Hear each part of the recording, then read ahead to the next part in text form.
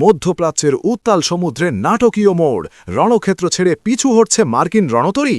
যে USS Abraham Lincoln নিয়ে Pentagon দাপট দেখিয়েছিল, তা হঠাৎ কেন এলাকা ছাড়ল? তবে কি ইরানের বিধ্বংসী মিসাইল আর ড্রোন হামলার ভয়েই এই পিছু হটা, নাকি এর পেছনে লুকিয়ে আছে অন্য কোনো বড় সমীকরণ?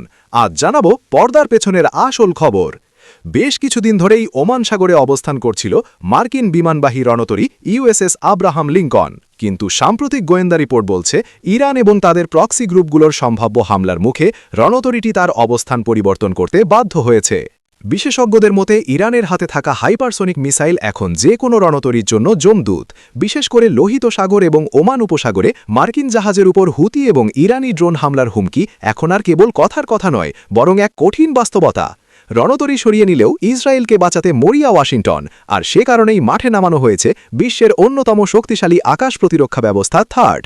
যুক্তরাষ্ট্র এরই মধ্যে ইসরায়েলে এই সিস্টেম মোতায়েন করেছে। কিন্তু প্রশ্ন উঠছে, যদি রণতরী নিরাপদ না হয়, তবে এই থার্ড কি পারবে ইরানের শত শত ব্যালিস্টিক মিসাইল রুখে দিতে?